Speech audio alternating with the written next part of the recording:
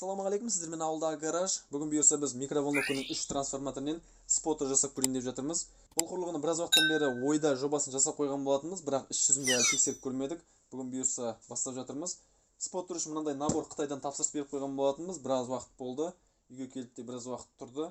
Осы жұмыстың басына барып кірісе алмай жүрдік. Бұл споттер енді қалай шығатынын білмейміз. Егер нормально шығып жататын болса, біздің жұмысымызды біраз жеңілдетейін деп тұр. Мына бөлшектермен жұмыс барысында таныстыра кетемін. Қай жерден алуға болады, қанша теңге тұрады. Қазір енді споттердің наборын ашып көрейік.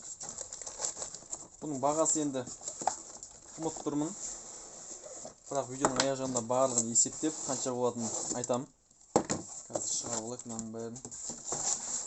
Келген кезде негізі ашып көрген бәрін.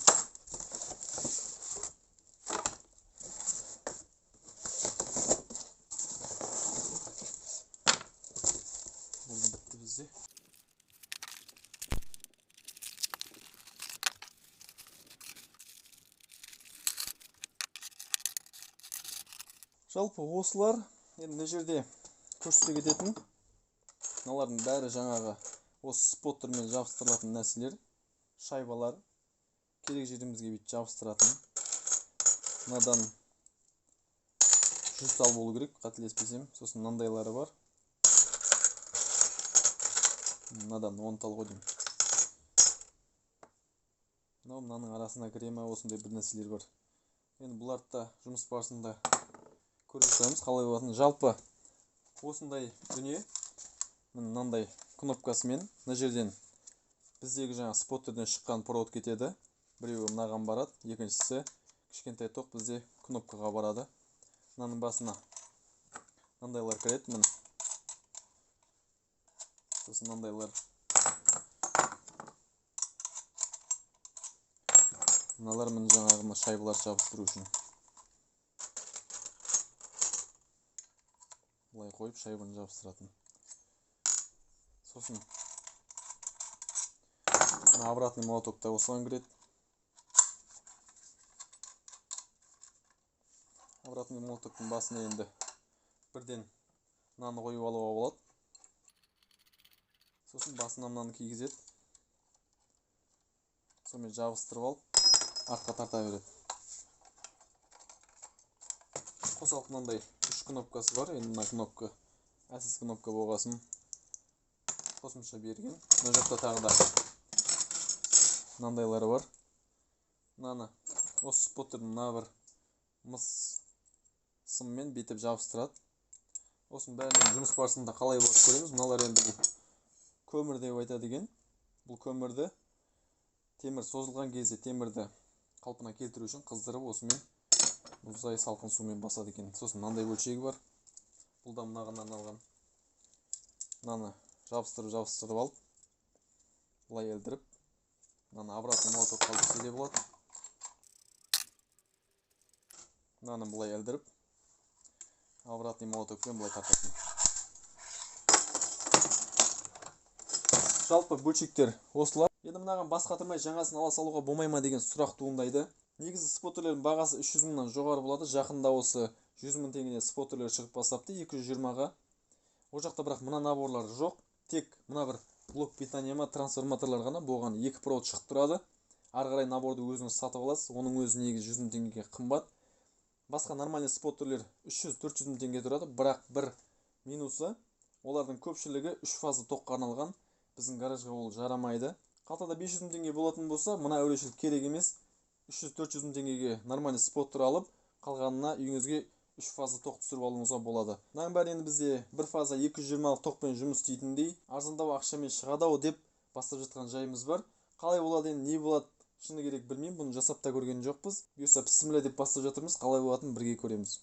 Мынаның бәрін жинап қойып, ең бірінші трансформаторды бөлуден бастаймыз. Жалпы орыс тілінде YouTube-та мыңдаған видео бар осы споттер жайында.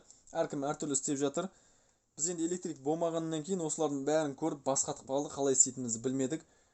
Осылардың бәрін кішкене қарап, не істейтінімізді реттеп, бір кішкентай жобасын жасап қойдық. Ары қарай енді жұмыс барысында көреміз, қалай болатынын. Жалпы мына трансформатор мен білгенім мынандай первичный, вторичный деп бөлінеді екен. Вторичныйды вообще алып тастаймыз, первичный осы жерде қалу керек екен. Первичный қалай білеміз? Мына жерде міне екі мынандай кіретіні болады екен первичныйдің. Осыған 220 кеп қосылады. Жалпы мынаны алып тастау керек. Мына жағын бәрін, мына қызыл проводтардың да бәрін алып тастау керек. Мынаны зақымдап алмау керек.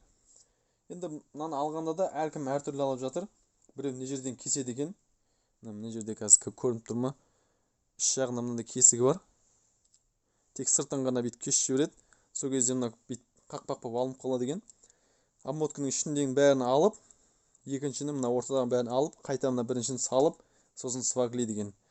Мен енді оны өзім ұнатпай тұрмын. Біз енді мына жерден кесіп, болгаркамен бірдеңемен кесіп аламыз, мынаған дейін.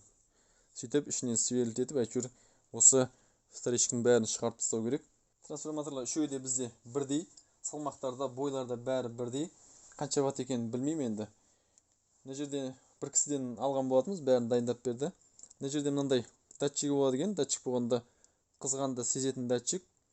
Бұл қызған кезде мынаны өшіріп тастайтын екен. Негізі бізге бұл керек емес. Сатқан кісі айтқан, осы жерден кесіп бір-біріне жалғап тастады деген. Егер сізде де осындай трансформатор болатын болса, мынаны алып тастап бір-біріне жалғау керек.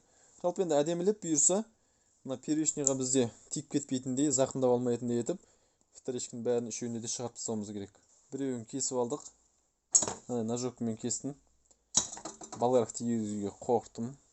Енді мына жерден былай қарай сверлетеміз. Мынаған тиіп кетпеу керек. Мынаны енді ең аяқ жағында алып тастай қоямыз. Трансформаторда тек первичный ғана қалды. Вторичкасын, мына жақта тұрған ортадағы кішкентай проволокасын, мына жердегі пластина бәрін алып тастадық. Енді бізде былай болады. Осы ашық жерлерден мына сварканың проволокасы өтуі керек. Мына жерден бүйтіп бір айналады, шығып мынаған кіріп былай айналады, шығып мынаған кіріп былай айналады. Негізі мынаны сатқан кісі маған үшеуін параллельно қоссаң ампері жоғары болады деген болатын. Үшеуін параллельно қосқанда әрқайсысына бөлек-бөлек былай жасап алып шығарып кет. Үшеуін үш бөлек етіп жаса, сосын әрқайсысына біріншілерді қосып, екіншілерді қос. Сонда ампері жоғары болады деп айтқан болатын. Мен негізі о бастан тізбекте жалғасам деп ойлап жүрген болатын. Мен қазір тізбекте жалғап көреміз. Егер әлсіз болып жатса, онда параллельно жалғайтын боламыз. Проводты енді 50 метр квадрат, 100 метр квадрат деп айтып жатыр. Мен оны түсінбеймін. Жалпы мына проводтың қалыңдығы сырты 10 мм резинасымен бірге, іші тек мысы 7 мм. Көпшілік енді мына сыртындағы резинаны алып тастап, изолентамен оның үстіне термосотка жабыстырып, мынаған салып жатады. Өйткені мынаның өзі мынаған сыю қиын, кішкене қиналып кіреді. Екеуін салған кезде тіпті кірмей қалады. Мен енді мынаны ашып отырмай-ақ, шетінен былай бір қабат кесіп көрейік деп отырмын. Қалай болатынын білмеймін. Оның үшін мынандай орындықты былай астынан кесіп, лезвиені қойып қойдым. Мына жерден енді ар жағынан былай өткізіп, кесіп көреміз. Қалай кесетінін білмеймін. Бірақ мынаның үстіне бір қатты темірді қоймасақ, лезвие сынып кетеді.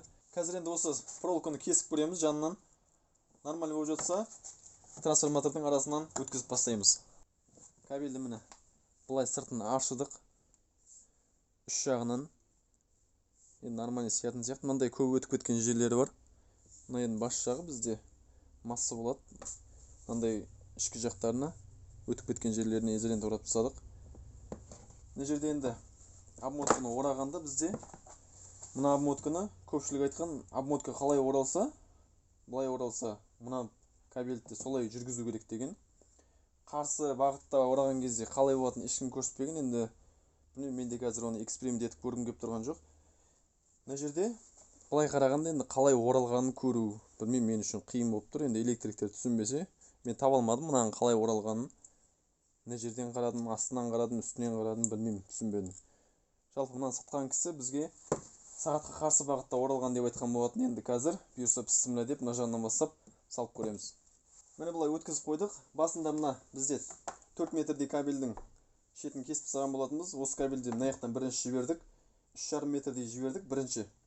Сосын мына жаққа орап шыққан кезде бізде мына жағында 1,5 метрдей кабель қалды. Енді мына жақта 220 келетін мына жағындағы фишкаларын арт жағына қалдырдым.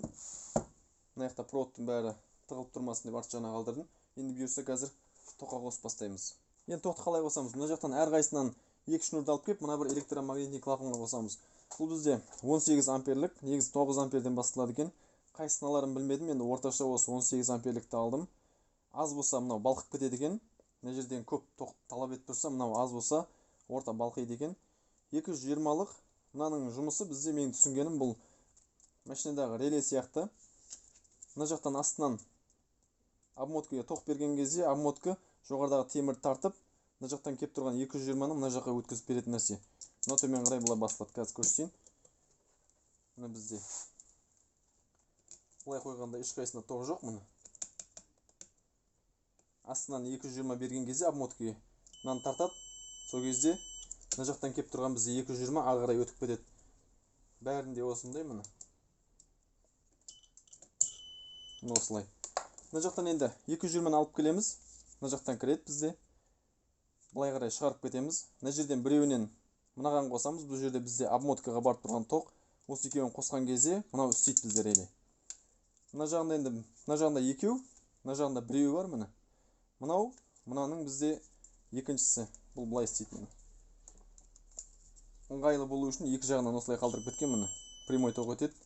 Ал мына жақтан бізде прямой өтпейді, өйткені бұл обмотка. Міне 610 көрсетіп тұр. Мына жерден енді 220-ны алып келген 220-дан біреуін алып қалып мынаған қосамыз. Екіншісін бізде мына жақта автомобильный реле бар. Осы арқылы мынаған өткізетін етеміз. Ал мынаның екінші жағына бізде кнопка кеп қосылады.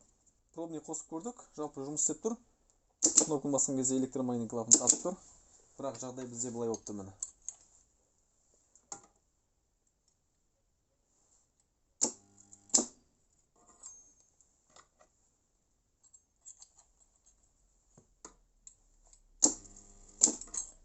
Міне.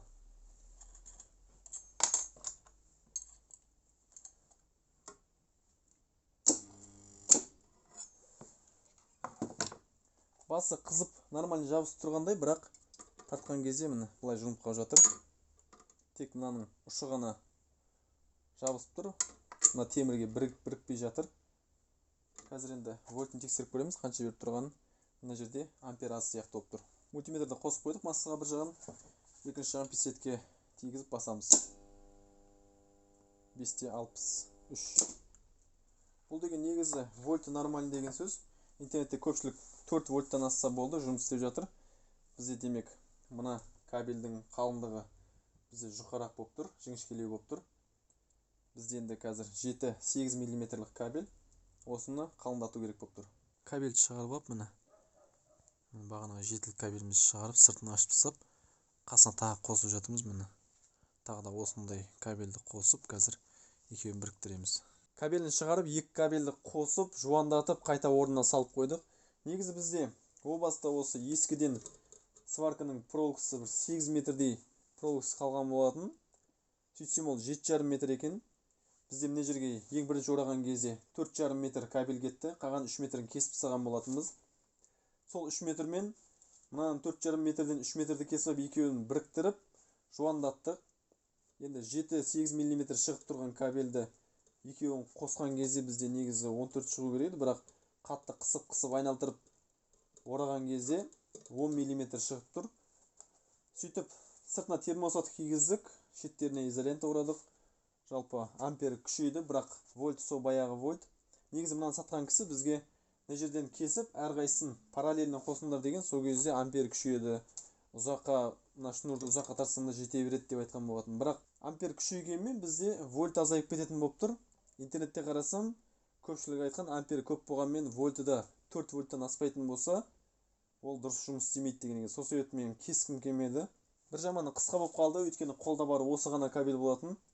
Мына жақта массаға 30 см, мына жағында бер жаққа бізде жарты метрдей ғана. Бұл тексеру үшін ғана, бұйырса алдағы уақытта әлі созып жатармыз. Жалпы қалай жұмыс істеп тұрғанын көрсетейін.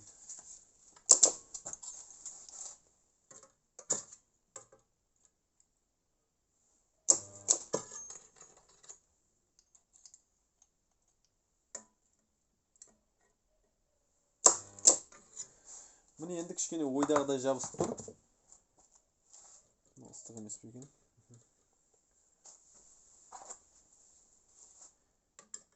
Бағана тарту былай тұрсын, сәл ұстағанның өзіне сынып кетіп отқан. Қазір енді нормальный жабысып тұр.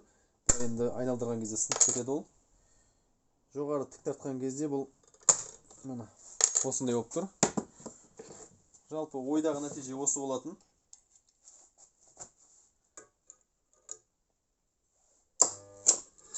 Нормально жабысып тұр. Жібермейді.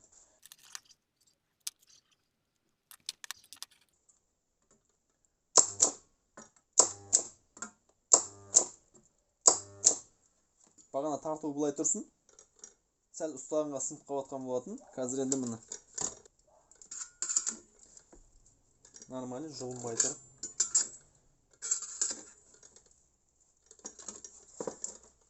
Жұлып алу да қиын.